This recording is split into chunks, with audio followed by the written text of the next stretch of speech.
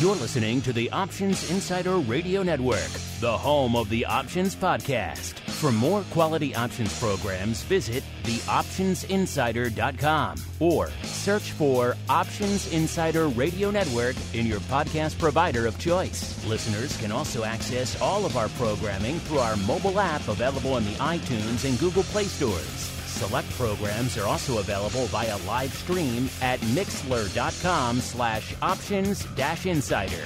That's mixlr.com/options-insider. Don't forget to follow along with your favorite programs and submit your own questions for the hosts at twitter.com/options, stocktwits.com/options, facebook.com/theoptionsinsider, or via questions at theoptionsinsider.com.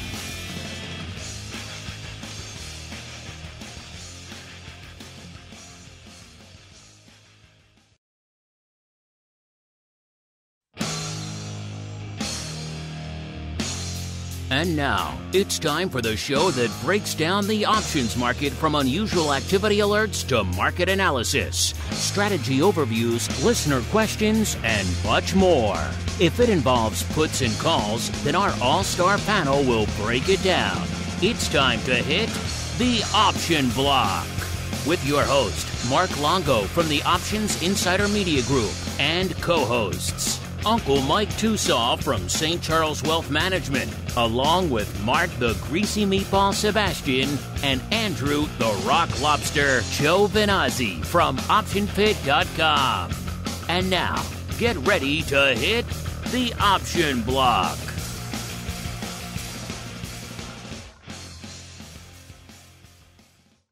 All right, everybody.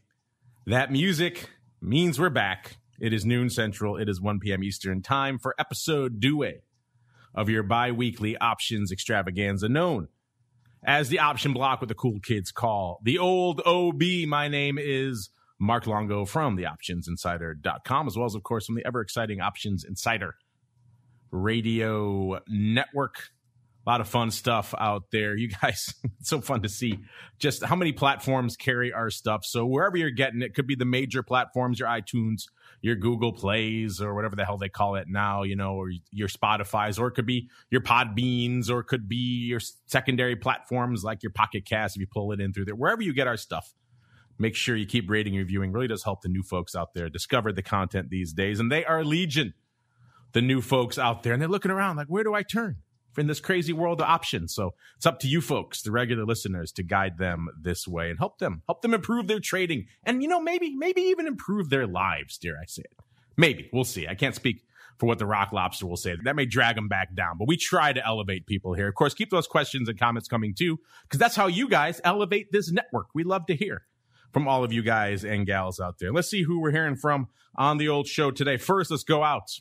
You know, it's not a bad day here in Chicago. It's pretty decent, pretty sunny. We go out to the shores of Maine, and you know, it's always dark. It's always stormy. It's lightning crashing down, waves crashing against the shore. It's a horrifying place to live. Who would live in such a place? There's only one person. He is the Rock Lobster, Mr. Andrew GIOVINAZZI from OptionPit.com, by way of a whole bunch of other stuff, Vol Newsletter and Gamma Radar, whatever the heck they're calling it over there these days. Mr. Rock Lobster, welcome back to the program, sir.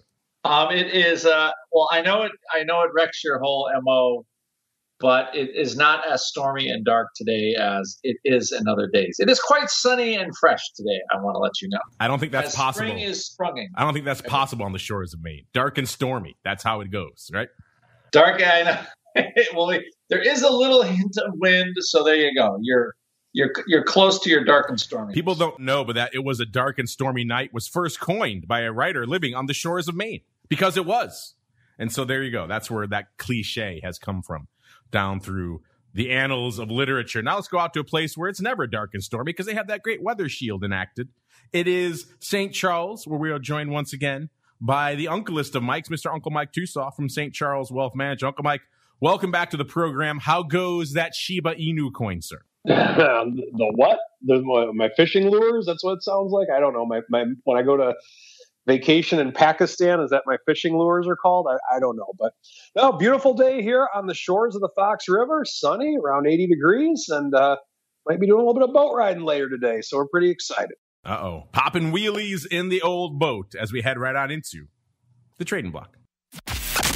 It's time to break down the latest topics, trades, and trends in the world of options. It's time for the trading block. You know, can it be a wheelie when it's a boat? There are no wheels, really. So I'm not sure what you call it when you pop the front end of a boat. But whatever that is called, that's what Uncle Mike will be doing later today to celebrate the return of the green as we break down what the heck is trading out there on today's screens. And what a topsy-turvy week it has been. You know, starting to sound like a broken record, listeners. But every week, on vol views, we always say the challenge is you got to balance the expected vol erosion, which with whatever shock to the system we're going to get this week. And that's always the delicate dance, right? It makes for great trading. A lot's been moving up. Hopefully you folks are doing well, keeping your heads not just away from underwater, but actually swimming, making some money out there these days, because it has been choppy. Has been a lot of back and forth, particularly in a lot of the products we'd like to talk about on the show today. Coming into the shows today, we are seeing the return of the green on the screen. Most of the major indices firmly to the upside today. NASDAQ up 1.6%, so leading the charts to the upside, closing in on 1 2/3%. S&P up about exactly 1%, and the Dow up about 2/3%. Dow playing the laggard once again, as it is wont to do, but it's been just a lot of red intraday, including yesterday, an aggressive sell-off, listeners, that ended up getting not quite unched, but a lot of that sell-off getting mitigated towards the latter portion of the session. So we've seen a lot of topsy-turviness in the vol space as well. Coming into today's show, VIX cash was at about a 21 even. That puts it up only half a handle from our last show, but that kind of belies the extreme range we've seen just since our last show. We got as high as 25 and change, about 25.13 since our last show. So obviously we're up from our last show, but well south of those highs we saw not too long ago. A VVIX at about 127 3/4. That's up about 2.5 points. Back up to nearly 140 during the madness of earlier this week. About 138 was the high out there in VVIX. In VXX, that coming into today's show was about a 40.8 or so. So still north, back north again of the 40 handle, listeners. Up about 0.8 of a point. We're at about exactly a 40 on our show on Monday. Of course, that hit a high of nearly 45 this week as well, 44.65. So if you've missed the reset trade in the past and you wanted to get back in on it, you've had multiple chances. VXX has been nice to you. The problem is it only gets a little bit below 40 and then it resets back to the upside again. So you got to be a little bit aggressive on the trigger finger here, or maybe you got to have some fun action on both sides of the fence. Dare I say it? Perhaps a strangle, something along those lines, to play on both sides of this, because, VXX is moving these days. What's it had? About an 8-point range over the course of the past week, if not more. So yeah, insanity. It's an active one out there these days. And Vol Q at about 22.5 on the show today. That's down about a point actually from last show, and hit a high of about 25.65. Of course, that isn't the only thing that was rocking and rolling this week. We saw a lot of tumult this week on Uncle Mike's favorite part of the market, crypto. I think ever since he started talking down crypto on this show, it's just been rough times out there for all of the major crypto assets out there. Bitcoin was trading 65,000. That's the high it hit right around mid-April. So that wasn't too long ago, listeners. We're talking about a month and change ago, not even. It hit 30,000 this week, listeners. It sold off to 30,000 before it rebounded. So you're talking cut more than in half. Of course, China whispering out there into the ethers, just kind of reiterating their stance. They don't really like crypto, and they never really have. That's not anything new, but I think that piling on to what Musk has been saying for a while now, I guess changing his tune about all the economic, or I should say really the environmental impacts of crypto, that 1-2 punch really seemed to send things into a tizzy. So Bitcoin getting cut in half. ETH, which had just pretty much doubled in the last couple of weeks before this, up to about 4,500, sold off to about 1,900. So that one got cut in half as well. Both of them had rebounded. Bitcoin hit about 40,000. ETH got up to about 3,000 again. It looks like they're both trending back down in the other direction now. So they're starting to sell off again. So maybe that rebound was short-lived. But Uncle Mike, whatever the heck he has been whispering into the crypto ether, pun intended, has really been just setting things afire out there. So maybe let's start in Uncle Mike land. First off, Uncle Mike, do you feel bad having annihilated the crypto segment since you started talking about this? And what else is lighting up your tape, sir? Right. It's all my fault on crypto. I get it. No, in terms of crypto with Bitcoin for the long term, I don't like it. I emphasized it on my blog, a couple of weeks ago, and I shared it on Twitter at Mike TOSAW. And so I emphasize why I don't like it for a long term investment. But short term, from a trading standpoint, I think it's probably something that would be a lot of fun, I would imagine, if you're looking for something with a lot of movement on it. So, in the short term, I think that this really, I hate to say it, but I don't think it's that big of a deal, a 50% drawdown. Because if you have that much movement that quickly, drawdowns are only natural. And so I say this with stocks all the time, big rallies begot big pullbacks. And that's just a harsh fact of life when you're dealing with something that moves that much. So if let's say that I'm dead wrong about crypto and we're all slinging Bitcoins 10 years from now, well, if that's the case, and if this is the next big thing, then every big thing, a lot of stocks that started off, they were very volatile. I remember when Facebook first went public, it was kind of ugly when it first went public, but it's obviously a very strong stock, or it's been a very strong stock to this day. And just a lot of stocks just move all over the place when they first start out. And if we are in the early stages of a Bitcoin revolution, which we're not, but if we were, then this type of movement is not something that I think is, if I were a long-term Bitcoin person, which I am not, then this type of movement would not really concern me that much, because we are in the fairly early stages of it. Yes, I know Bitcoin has been around, I think, 12, 13 years, something like that. But if we are in the early stages of something that's going to last for generations, then stuff like this, I think, is just kind of par for the course. Now, with real money, with things that actually make sense and have viability for the long term that are lighting up my tape, let's go with that right now. S&P 500. It's something to where it feels like it is a positive week because of the movement we had yesterday. We had a lot of selling pressure, and then the market kind of saved itself to where I think the S&P was down like 60 points and ended up down only 10. And then today, of course, it's up close to, I think, 44 I'm showing on my screen right now. And so now it feels like, oh, we should be doing really well. But in reality, we're still down on the week if you base it on last Friday's close. So not by much, but we are down a little bit. So I think that's something with which to be concerned with. And what I'm looking at right now with the S&P is that we are still knocking on the door of all-time highs again. We have to get much closer, of course, in terms of where we would be with that. I know with SPY, for example, all-time high was set, excuse me, on May 7th, just looking at my chart right now, at 422. And SPY is trading at 415 right now. So we're less than 2% away from the all-time highs. So we're by no means in a bad market by any means. But what I'm looking at right now is kind of a point of resistance would be probably the 4,200 level with the SPX, or somewhere around the 420 level with SPY. Those are key numbers. We held 4,000. What I was looking at, and I tweeted about this a little bit yesterday, I was looking at 4,000 on as kind of like a second level of resistance. And I was looking at not yesterday's, but last Wednesday's low of, I believe it was 404 on SPY as kind of a point of support. And we never tested it. So we never really got to those levels. We came close, but we never tested them. So we never did have a bounce to give us a double bottom from the lows of 8 days ago. But we did come back from it, and I was able to close out some short put spreads that I was sweating out a little bit earlier today. So I'll never complain about that.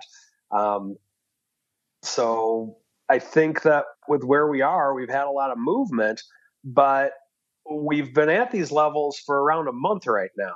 And we're kind of at a crapper get off the pot moment for this market right now. I want it to do something at this stage. So we have that. Other things that are lighting up my tape right now would be bonds. They actually had a sell-off yesterday in the 10-year note. They came back today. So with IEF, what I track a lot. We're back around the 114 level. So we'll see where that goes. But for the most part, I think I said a couple months ago, I think we're at pretty fair levels right now with bond yields, and we've been staying there. And I don't know what the term is. I'm not bullish. I'm not bearish. I'm neutral-ish or something like that, meaning I think we're going to be pretty range-bound in the bond world for a while. And the reason I say that is because I think we're at fair levels. I think that the yields were a little bit too low because we had a lot of panic buying, flight to quality, if you will, because of the COVID pandemic. And I think now that people have been selling their bonds, realizing, hey, what do I need to be in this for? I'm getting like 0.001% in this fixed income thing. Well, of course, everyone's buying Bitcoin, so let's just buy some Bitcoin. What the heck? So we have that. So I think with where we are right now, we're at a pretty key point in this marketplace. It's going to go one way or another. I know that with the indicators that Sebastian was talking about earlier in the week, he was kind of concerned for this week, and rightfully so, and he was obviously right. But I'm also curious to hear Andrew's take on what the VIX is doing and how that could affect the markets in the near term, because I got out of a lot of short premium today, and I took advantage of this rally, or my short put spread premium, because if we do snap back, this week has shown that the market can be a very mean and nasty place to be. And I'm waiting for us to have another snapback before I get into some more short put premium. So that's what I'm seeing right now. And hopefully I don't get hate mail from Bitcoin people. You're going to get it. We have Mr. Unlimited in our chat room saying your blog must have gone viral, Mike. That's really what sparked the sell-off in crypto. So there you go. And Acquiring Minds want to know, Uncle Mike, what's it going to take for you to buy some Dogecoin? How low does it have to get, sir, before you put it in the strategic night? Gosh, the day they put that in the strategic night's the day that I'm going to be leaving RCM. I'll put it at that. There you go. Ooh, an aggressive line in the sand. If they pick up Doge, Uncle Mike is out. Let's now turn our attention back to those dark and storm-ripped lands of the shores of Maine. Mr. Rock Lobster, probably a pretty active week for you and for your alter ego there, Volman. It's a good thing there's no one else around there on the shores of Maine to distract you from your trading. You can stay glued to the screen because we had quite a range in many of the products you love to watch, your beloved VIXs and your VXX and all and sundry in the vol space, sir. So what was lighting up your tape, and what was Volman clicking on this week? I guess the simple answer is there was a lot of trade. There were some options. I got rid of some legacy VXX upside yesterday. I actually put on another strangle, which is kind of sort of dying right now. There was a little bit of a vol head fake for a while, but it looks like we could see maybe closing at the low of the day for VIX. So really, odd. I think there's just a lot of cross currents going on. A lot of trading is kind of the short-term stuff is run by algos, it feels like. So, Israel war bad, inflation bad, people not looking for jobs bad. And, then you get, okay, Ford's going to launch they're going to sell a bunch of EV trucks. All again, cross currents of stuff. But, the reality is the biggest thing that hit last week, I believe, is that they're going to start slowing down a lot of the mask mandate. A lot of states have already basically just kicked everything off, but there was a little bit more of a nod from the CDC or that okay, let's turn off those mask mandates and blah, blah, blah. I thought that was pretty bullish. Getting out of the COVID, I think, was pretty good. Europe might start flying people in again with, a vaccine whatever they are. But I thought overall those were more positive than not in general. So I saw that as what I would call a long-term lower vol trend inside a lot of choppiness. And I think that's what Mike was commenting on. Like, okay, we had a quick rally. I'm gonna close some short put spreads. And yeah, I thought that 4,000 level was pretty interesting, but we never really kind of sniffed it. And that was part of the oddness of the sell-off was the volatility was going up very fast because the liquidity providers jack and vol up as fast as they could when they think things are ugly or they got some surprises. And I think that's kind of the residue of the whole Reddit Momo, like people coming in buying endless calls, literally endless calls when it happens. So I think what you're going to see is the liquidity providers, they're going to move pretty fast, right? Their systems are very fast. And if they need to get vol up there, they're going to get up there pretty darn quick. It's a lot easier to take it down than it is to take it up once you've sold a bunch of it. So I would just say for a lot of viewers, look for that kind of move. So I think VIX definitely was outpacing the underlying move close to close, for sure close to close. And even intraday, I mean, we're having some movement, but barely, it wasn't, I didn't feel like it was a 25 or 26 or whatever level we got to was like barely there. So you're not seeing the market move near as much as VIX was going up. And I have to say that's sort of it's normally you see like, okay, vol's going up and the market's going down, but the market wasn't really confirming how fast the vol was going up. So in that case, volatility is getting ahead of itself, which is an opportunity. I picked up a couple extra vol puts yesterday in VIX. And then right now it looks like we're starting to trade at the lows of the day for the June, not lows of the cycle, but we're getting closer to some lower numbers that we were at last week for the June contract in VIX. So, you look at all this and you go, so again, I think it's choppy. It's kind of if you want to trade, it's a trading market. And it wouldn't surprise me if VXX got back to like 38 even this week. It could happen tomorrow pretty easily. Like, remember, percentage moves doesn't take a lot. You don't need a 5% move. It's just a point and a half in the VXX futures right now. So it doesn't take much to get VXX down to $38. It could happen. It could happen by the end of today at this rate. I was going to say it could happen by the end of the show the way it moves these days because it's dropping.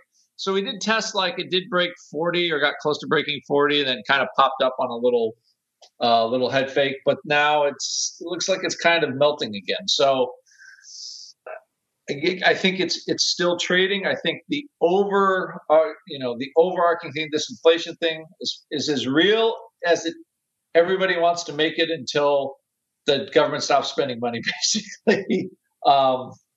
And the second part is the fact that we're going more back to normal, at least in the United States. I think some of the other countries are trying to catch up with that. That's another. I don't know if it's a symptom or what, but I think those vaccines are going to go around. I think that's big for all the vaccine makers like Pfizer, and I think there's a lot of positive things that will eventually come out of it. Although it was kind of rough for a year. But anyway, I think that the overarching trend is still a little bit lower for vol.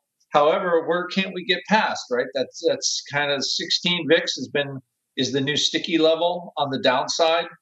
And for Mike to start saying, never has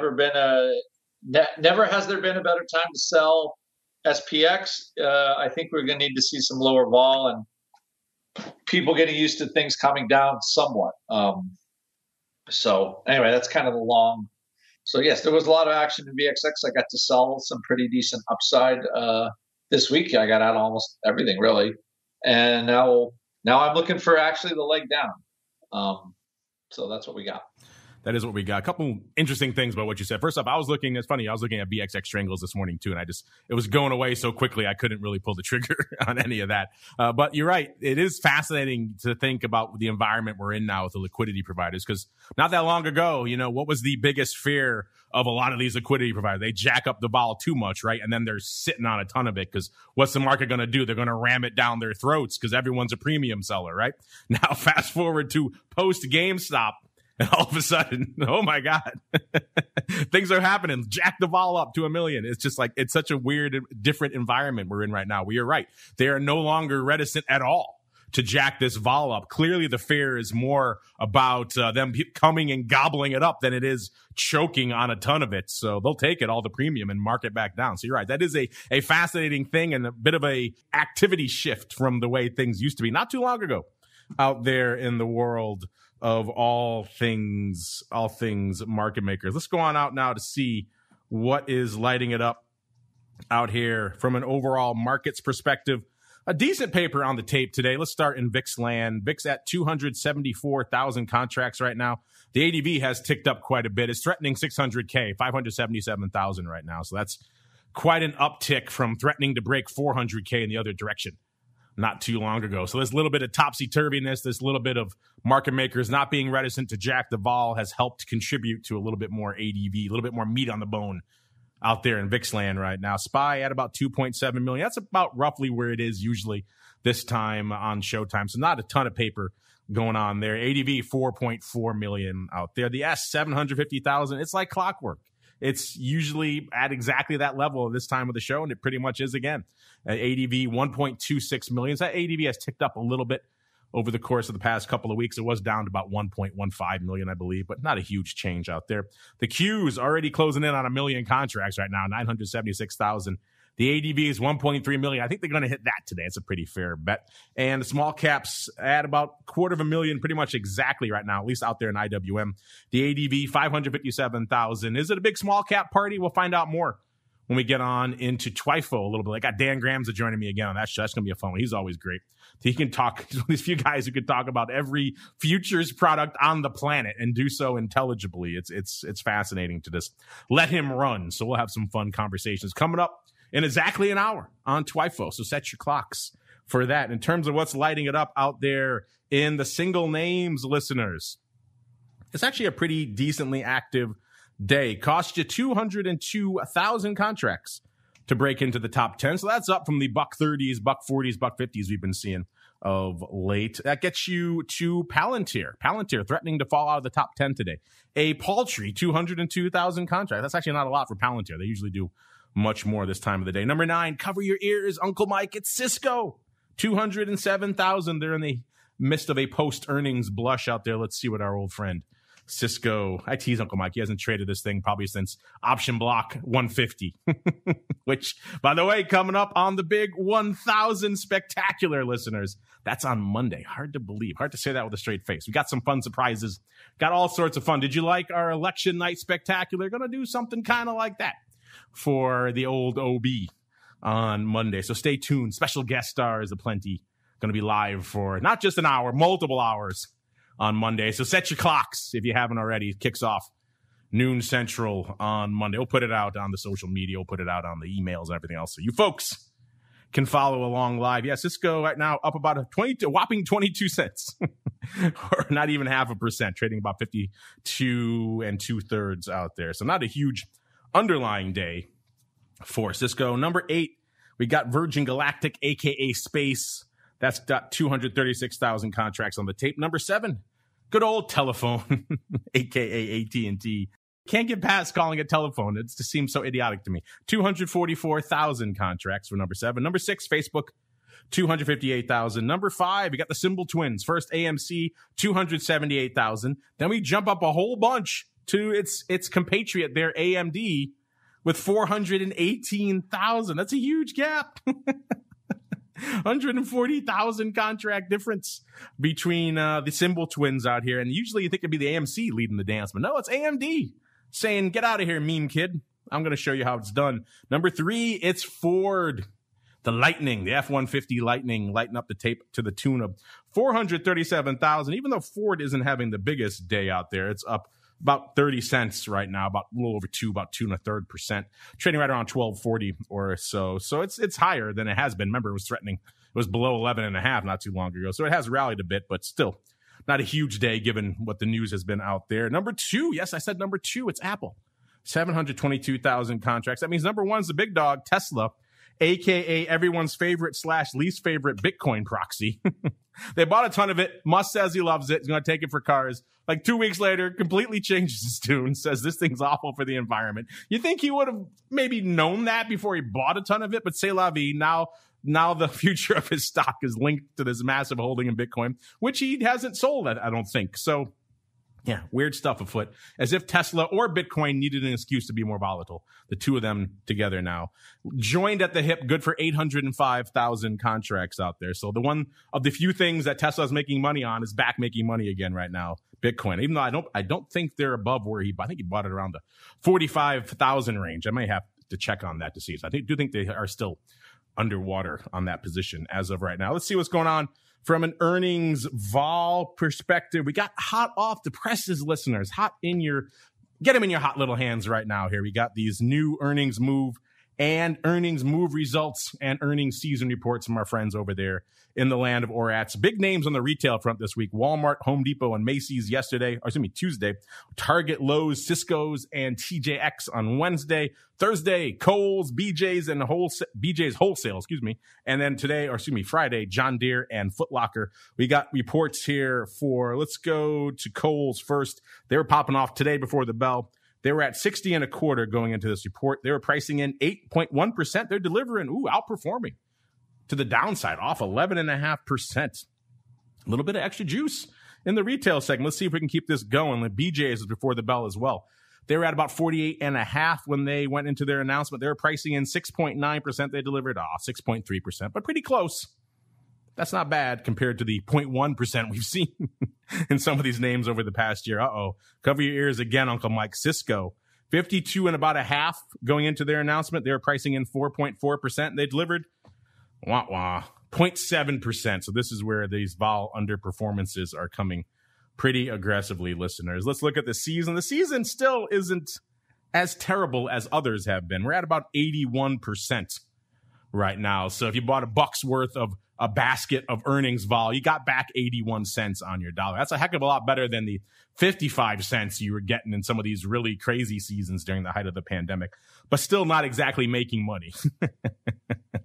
Let's see, averaging now, it looks like about 81 cents. The worst week so far has been week 2 of the season with 54%. So that one was pretty blood red. You pretty much got 50 cents back on your dollar out there. It looks like we had 1 week outperform. That was week 5 here, according to this analysis, 109%. So that is one of the few weeks where buying vol actually outperformed.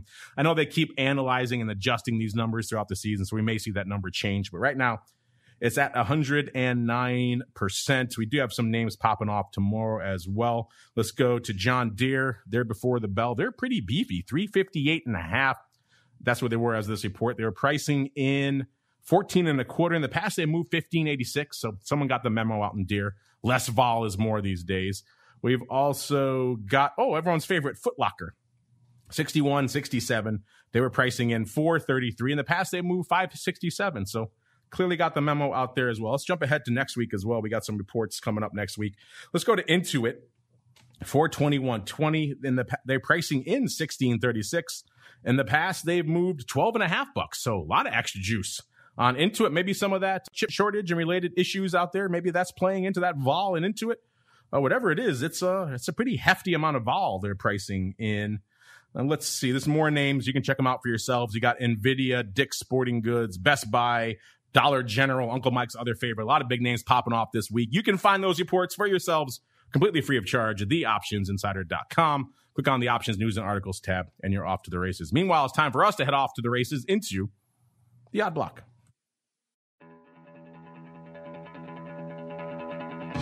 It's time to break down the most interesting, unusual, and downright questionable options activity that's been identified by theoptionsinsider.com. It's time for the Odd Block.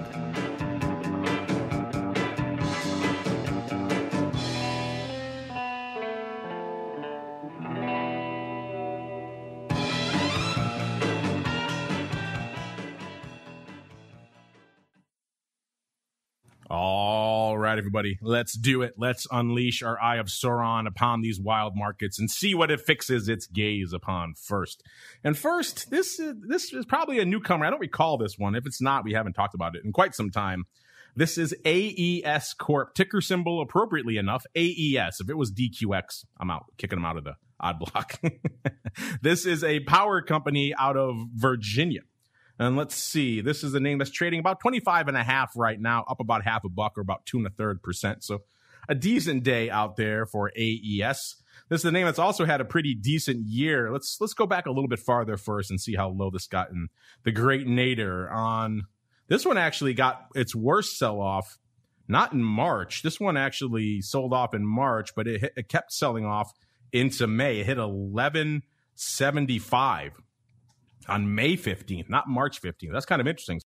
Unlike a lot of the other names where they had already rebounded a bit when we start looking at them from a year ago into May, this one name was pretty much right at its low for the year at this point. So this one continued selling off beyond March, which is interesting. So a year ago, they were trading 12.31. So they've had quite a run since then. It's been pretty much a long, straight trajectory up here right now. By December, they were trading about 21 bucks, so they had rallied quite a bit. Then they topped out, looks like, on January 20th at 28, pretty much even. Then they gave it up. A lot of fits and starts here coming after January. Then they sold back down from 28 down to about 22 and change. Then by mid-February, they had rallied again to about 29. And then they sold off again in March to about 25. And then back up again in mid-March to almost 29.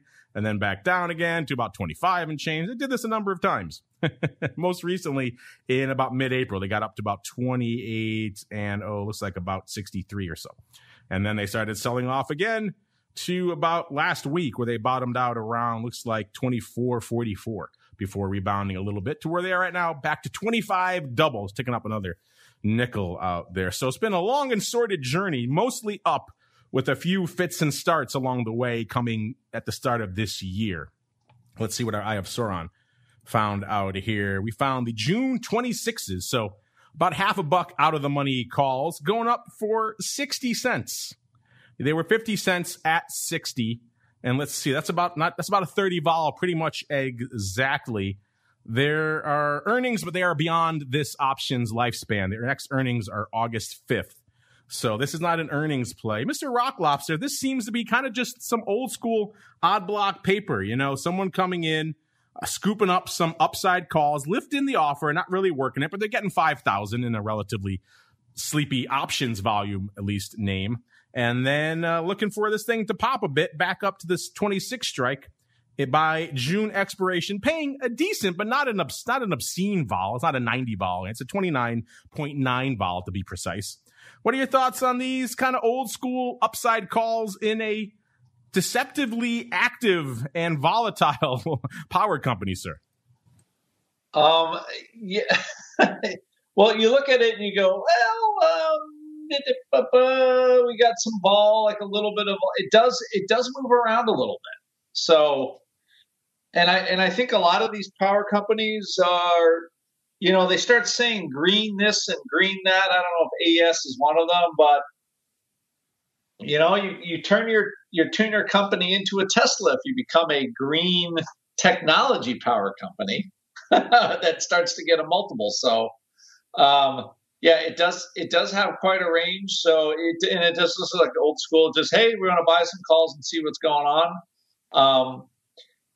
Relatively inexpensive. Relatively inexpensive. It's only a 28 vol stock. But I mean, I've seen worse purchases, but it does look like the calls are still 6,000 of them have traded, and they're still at 60, pretty much all you want. So, well, I'm in between on this one. I have to be honest with you. Yeah, I'm kind of like you. I don't hate it. I hate a lot of the upside call buys we see. I don't hate this one as much. This one doesn't offend me. I think you have a chance of at least scratching these sometime in the next couple of weeks. Right? This thing moves around enough. You taking a not super expensive swing. You're not going all the way to like 30. You're just going to the 26 handle. It's not a ton of vol. It's not a ton of premium. It's not as outlandish. I'm okay with this one, Mr. Rock Lobster. I'll allow it. What do you think? Yeah, I think it's okay. Normally you don't buy calls in power companies, but you have them start throwing a couple windmills up, and everybody gets all hunky and freaked out about it. Yeah, this chart does not look like any power company I've seen for a while. So yeah, these power companies are starting to perform like other indices, or other products like biotech. So this, in a normal power company, you're right. Buying out of the money call, I say you're an idiot. This one, you might have a chance. So we're going to come back to this one and see how it performs. What do you think, listeners? Do you hate it? Do you like it? You want to sell it? You want to do verticals out there? What are your thoughts? Hit us up as we go back. Speaking of going back and looking at stuff, let's go back and look now at some of the hot names we profiled very recently here on the show and see how they're performing. Some of these haven't even expired yet. I actually think both of these are, one of them has. No, actually both of these have not expired. They're both May. So let's dive in and see how they're looking, listeners. First, let's go back to our old friend, been lighting up our show of late, Bill.com Holdings. Ticker symbol Bill. Remember a few months back, we profiled someone drawing an aggressive line in the sand on the April 115 put, selling those for 65 cents, about 11,000 times. Those worked out pretty well. The stock rally, this guy made almost $750,000. So it looked like this guy was on the right track. So when someone came in with a similar strike, similar size, it seemed like this might be the same guy. You might want to pay attention to this one. He was a little bit closer to the fire this time. Remember, on the May 10th show, so just a week and change ago, listeners, he came in and sold the May 120 puts for $1 and pretty much some splits, but pretty much $1. He did him when the stock was lower, 140.32. So he sold the 115 puts when the stock was 153. So he was a little bit closer to the fire this time, but not much. He still got $1 for these. He still got nearly a 78, 79 vol for these. So he was able to harvest some decent premium. And he did it for a little bit more size this time. He did it for 11,500 of these bad boys. There are no earnings in this cycle. The next earnings for Bill.com are in late August, so they got a while to go till their next announcement. The stock was about 140 when he put these on, and fast forward to today, listeners, and the stock right now is 146 and change, so north of the 120 strike. And surprise, surprise, these puts are still open. And they're now pretty much worthless. Of course, if you wanted to buy him back right now, they're still going to squeeze him. They know he's out there. So the market on these is no bid at 30 cents. So they're going to try to make him pay 30 cents to buy these bad boys back. Market makers aren't idiots. So they're technically worthless. I'd be amazed if he comes back and buys them. I hope he doesn't pay 30 cents. But we're going to assume that they're going to go out worthless for this bad boy. So he made a little over $1 million, about $1.1 million. Not bad, Mr. Rock Lobster. But you like that market? No bid at 30. They're like, hey, come back and get these. We dare you. They'll say, we'll be happy to give you some for 30 cents. I think that's they might do it a little cheaper. Who knows? But this thing has had a little bit of a range, right? I mean, a little bit of a trading range. It maybe gave him a little scare. It was down to 127. Early February was below 100. So this is another one of those. I don't quite know.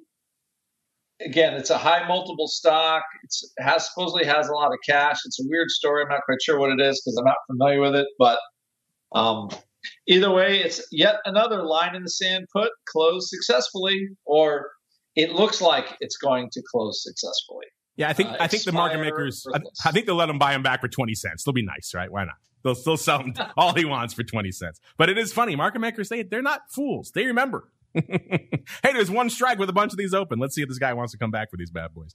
But yeah, if you're paying attention, if you're playing the home game, listeners, if this is the same person, then it looks like they're close to $2 million to the good now, about $1.8 million, just right in these out of the money puts here in Bill.com. So given his track record, I would not be surprised to see him come back a third time. So we'll keep an eye on Bill.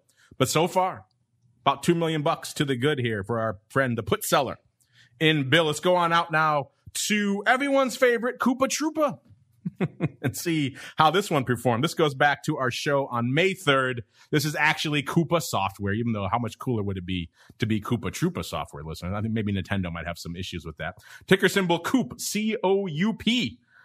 I won't tell you where it's trading right now because that's a bit of a spoiler, because on the show back on May 3rd, we've profiled, looked like someone coming in once again, drawing ye old line in the sand, Mr. Rock Lobster, for the May 230 puts. This was back when the stock was about 264 and change.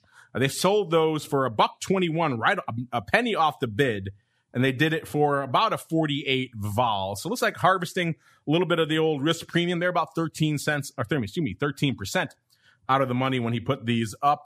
There are no earnings in this cycle. The next earnings is in June. So these are just a straight up line in the sand on the 230 strike. Stock had to drop about $35 or close to it for these puts to come into consideration. He did a total of about 7,400. So he came back in for another about 2,400 or so later on in the day. And it looks like Mr. Rock Lobster, this one is very much in contention right now. So unlike our other line in the sands where they kind of just rode them and they sat back and collected their money, this guy's got to sweat it a bit. He's still sweating it right now. He's got to be the old school guy who's going to be there on expiration short a ton of premium, popping the Tums in the pit. You can always pick them out. They were sweating profusely. They were kind of hiding in the corner, didn't want to move, just staring at the clock and staring at the ticker. And every tick and whenever they were short would cause physical pain in them.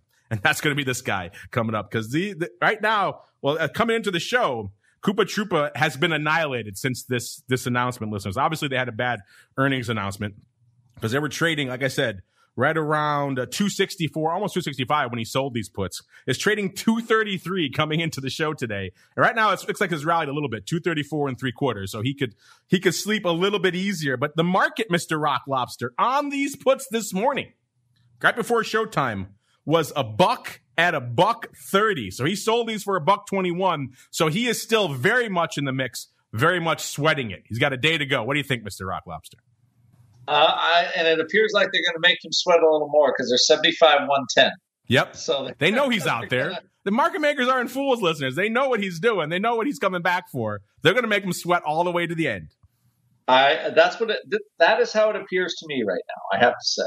So we've been talking about these line in the sand puts like it's free money, Mr. Rock Lobster. But, you can get a Koopa Troopa that sells off 30-odd handles once you sell that put. This guy was lucky. If he had sold the 235s or 240s, he'd be wearing it right now. Instead, he could be wearing it, but he's sweating right now, listeners. So there you go, listeners. You're not the only one out there who sells some premium and then it moves right to your strike and you're sweating like crazy. Our friend in Koopa Troopa is as well. And speaking of you guys, listeners, let's see what you guys have on your brain. A little bit of the old mail block. It's time to take your seat on the All-Star panel as we read your emails, tweets, Facebook messages, website comments, and much more. It's time for the Mail Block. All right, man, we've been gassing on. It's already 12:50 here. We got to get rolling with your mail here.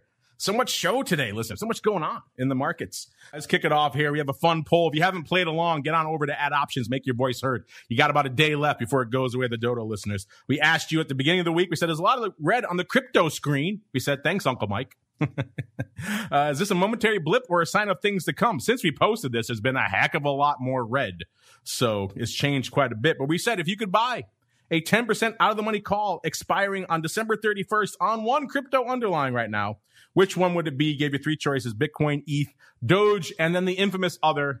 I'll just break it down for you right now. So far, listeners, you can find it is pinned to our Twitter profile right now. ETH is running away with it, 51, almost 52%, followed by Bitcoin, 19.6%, and then a tie between Doge and other, both at 14.3%. In the other category, you guys have written in with the infamous Shiba Inu coin. A lot of love for XRP, even though that's getting beaten up pretty bad out there right now. Alita wants to know, does Bitcoin at 30,000 change Uncle Mike's mind about crypto? Did he buy any down there? I'm going to limit an answer for him and say probably not. I don't think he bought any, but I'll let him chime in a second to see if he did. If he couldn't resist, he bought Bitcoin at 30,000. All right, next up, we got a question here from Max. Max wants to know, when are you launching the cool new stuff for the network? I've been listening for years and have been looking for a way to support the network for a long time. Well, thank you, Max, and everyone else out there who's expressed similar sentiments. He says, I hope you open up the doors to your fans so we can help support the network as well, not just the big firms. Keep doing what you're doing. You're one of the good guys. Well, yeah, Max, we thank you for that sentiment. A lot of you people have expressed similar thoughts. You've been listening to the network for a long time, many years, and you want to know how you can participate on a more active level than just listening to the shows. And we still love all of our big partners. They do support the network. They do keep all the content coming to you out there. And we're going to keep doing that, of course. But yeah, there's going to be some interesting new wrinkles. Stay tuned to the big Option Block 1000th episode spectacular coming on Monday, where we will announce all of these fun new things. It's going to be fun. It's going to be exciting. It's not going to be anything we're not taking away. We're just going to really add more wrinkles for you folks out there who really want to dive in and sink your teeth in. So it's coming. Going to flip the switch on Monday. So stay tuned for all that goodness out there. Thank you, Max, and everyone else who's expressed similar sentiments. All right, Trevor. Trevor wants to know, what do you think is the best first option trade for all the people getting into the market right now? I've gone out on a limb many times on Option Bootcamp saying I love the good covered call, especially for newcomers who are used to trading stock and they like to sell a call against it. That makes a lot of sense. It's an easy, intuitive leap for them to make. But let's go around the horn. Let's start with Uncle Mike because he has been invoked. Folks want to know if you bought any Bitcoin. Alita wants to know, Uncle Mike, if you bought any Bitcoin down at 30,000. And then B, what do you have to say for Trevor, who wants to know what you think is the best first option trade for people getting into the market right now? Oh, hold on a second, Mark. I gotta go buy some more Bitcoin. No, just kidding. No, You're buying Shiba Inu coin. We all know. No, I mean, I'm experimenting with a straddle on a Bitcoin following stock with very minor amounts of money, but it's in the trading laboratory that I'm messing around with that. Which one? Tell us. Is it Mara? Is it the Grayscale Trust? Which one are you playing with? Can't disclose that. Compliance would kill me. But nonetheless, you're no fun. There's no compliance listening. It's just me and you talking. Oh, it's just us. Well, since it's just us, hey, wait a minute. No, but aside from that, I have no exposure to any crypto, either long or short. Maybe some of the stocks that we own have some exposure to it, I guess. I don't know. It's just such a fun thing these days. Everybody is doing it, but no direct exposure to it. But with that being said, in terms of what's the first option trade that you should do, I think that doing a double ratio naked straddle should be, no, just kidding. I agree. The covered call is the way to go. It's something that can help you kind of understand it. If you've traded a stock before, the risk is very similar. It's very minimal difference. In fact, I think it is less risk from the standpoint of a monetary risk when doing a covered call. So I think it gives you a good feel to see how the option works, how it moves. And I'm definitely a fan of doing a covered call first. And now in the exciting new world where we don't have commissions on stocks, from a commission standpoint, covered calls are the same as short puts. So I don't even have to get into the synthetics of it. Just sell a covered call. It does make a covered call a little bit more attractive. Obviously, one of the downsides was always the multiple legs and the commissions and hassle associated with it. You still have the hassle, quote unquote, but you don't have the commissions as much. So that's kind of nice. Mr. Rock Lobster, did you dip in and buy any Bitcoin at 30,000? And then B, what do you think is a good starter options trades for all the hordes of noobs pouring in these days? To Bitcoin or to hordes of noobs to Bitcoin? The Bitcoin was just a joke. Did you buy any at 30,000? But more importantly, what's a good starter options trade? I didn't buy any at 30,000. I just watch it. It looks like it's kind of like a video game where it doesn't have I don't have any skin in the game, so I'm just kind of leaving it like that at this point. What is a good trade for noob to do? I think ones that work, but generally like buying a call spread costs less money. So buying a call spread, buying a put spread, probably the easiest thing to start with. Although the fact that you're making a spread might create a little mental problem because one part of the spread will be rising in value, one part of the spread will be losing in value. And then you'll wonder, why the heck did you ever do that in the first place if the stock goes in your direction? Then, of course, if the stock doesn't go in your direction, you'll be happy that you have the spread on. So there is that. But I think probably just simple buying calls or call spreads or puts and put spreads is the easiest way to get going. Look at you going the long premium route here, mixing it up. That is certainly what a lot of legions are doing these days. Hence the market makers not being reticent to jack up the vol whenever things start moving, because all you folks keep buying it from them. All right, let's finish up on this one. This is a fun comment. This surprised me recently too. People have been talking about our app, and I was checking it out and seeing what's new in there, and I realized they had added an alarm function, which is really cool. So now all of you out there who use our app, listeners, you can wake up to your favorite, Options Insider Radio Network show. Maybe you want to hear the Rock Lops and Uncle Mike in the morning. Maybe you want to hear Boot Camp. Maybe you want to hear, any Twifo, whatever show. Pick your poison, ball views, crypto, any of the fun shows we do on the network. You can choose them. You can set it up. You can set an alarm. And next thing you know, the melodic tones of the Rock Lobster could be waking you up in the morning. So that cracked me up. We were tweeting it out there, putting it out there. Thought that was a pretty cool new addition to our app. And we had J4340. He saw that. He chimed in. He says, I love this. Yes, I'm with you. I think that's really cool as well. So if you always wanted to wake up to the dulcet tones of Uncle Mike in the morning, you can do it now via our app. Check it out. As we keep on rolling into our final segment, it is time to go around the block.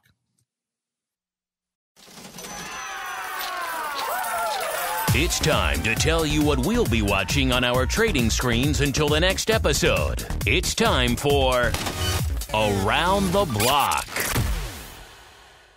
All right, everybody, let's do it. Let's go around the block. Let's start with the uncleist of Mike's, who's being a little cagey about his Bitcoin straddle. I'll see if I can pry it out of him after the show, Mr. and listeners out there. But let's start there. Mr. Uncle Mike, sir, what are you watching for the rest of this week until we gather here together for the big, dare I say it, Titanic option block 1000 spectacular, sir? I don't know if I like that term Titanic. That one didn't end too well. That is true. We will stay clear of the icebergs and any weird girls who won't let us share the thing with them as the boat's going down because they're not nice. Absolutely. What I'm watching, I want to see if we can we're right in the middle right now. We're at the 4150 level SPX, the 415 level SPY. I want to see if we're going to make a run at 42 or 41. Watching that. Also watching the treasury yields, watching both of those things really not move a lot, quite honestly. Watching those and watching to see if silver can come in as like a thief in the night, because they've been a little bit sneaky on how they've been coming up lately. So keeping an eye on that. And why not? I'll keep watching Bitcoin too. It's fun. Uncle Mike slinging them Bitcoin straddles. Let's go out to the Rock Lops. I'm not sure if he's slinging any Bitcoin straddles, but so what are you up to? What are you watching at least until Bob Hughes tomorrow, sir? Well. I'm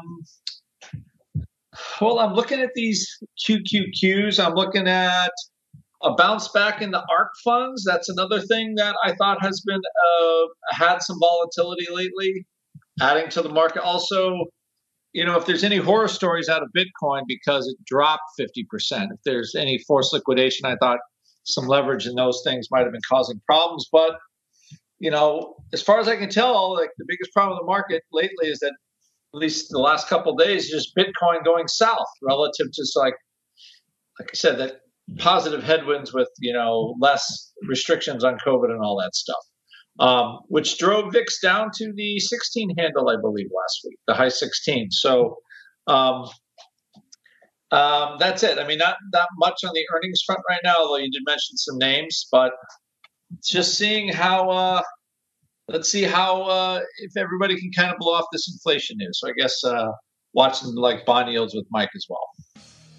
Yeah, so much going on. We didn't even talk about the Fed saying, we're done with all this easy money out here. But unfortunately, that music means we're done, at least for this show, listeners. But we're not done for today, not by a long shot. Be back in exactly half an hour to talk all things futures options on the Twilight. Remember we talked about Uncle Mike's beloved silver, and who knows? I got a feeling crypto may sneak on there given just the size of the move that's been going on. That's definitely a mover and shaker over the course of the past week. What else has been lighting it up? Let's find out together in Twifo in about a half an hour. But before we go, of course, let's go back around the horn. Let's start with the uncleist of Mike's when he's not out there in his sneaky little trading lab. Mr. Uncle Mike, sir, if folks want to hit you up, talk to you about Bitcoin straddles or buying Shiba Inu coin or anything else you're up to, where should they go? What should they do? Well, you can follow me on Twitter at Mike TOSAW or visit my website, stcharleswealth.com. I'm a financial advisor who understands the traditional realms of being a financial advisor. I like to put options into it if it's appropriate, and that's what I do. Hit him up on Twitter at Mike TOSAW. Send him your love for Demolition as the superior tag team to whoever that other one he was talking about. He really appreciates that. So send him that at Mike TOSAW. Just send him a hashtag Demolition. He will have a smile on his face for the rest of the day. And Mr. Rocklops, I won't tell you to do that because you have no idea who I'm talking about. Instead, if folks want to check out what you're up to over there in the land of the pit, where should they go? What should they do? Come on over to optionpit.com, go to our memberships area, and check out all our goodies. So optionpit.com, get your learning on. Get your learning on. You too can go off and rest. Prepare yourselves for the great, dare I say it, legendary, I won't say Titanic, option block 1000th episode spectacular. Never done a 1000 episode thing before, so This is going to be fun. Stay tuned Monday, noon Central, 1 p.m. Eastern. But before we do that, a lot more coming up before that, including TWIFO coming up in half an hour. Fall views tomorrow. Then it begins, listeners. Monday, Option Block 1000. We'll see you then. You're listening to the Options Insider Radio Network, the home of the Options Podcast. For more quality options programs, visit theoptionsinsider.com or search for Options Insider Radio Network in your podcast provider of choice. Listeners can also access all of our programming through our mobile app available in the iTunes and Google Play stores. Select programs are also available via live stream at mixlr.com/options-insider. That's mixlr.com/options-insider. Don't forget to follow along with your favorite programs and submit your own questions for the hosts at twitter.com/options, stocktwits.com/options, facebook.com/theoptionsinsider, or via questions at theoptionsinsider.com.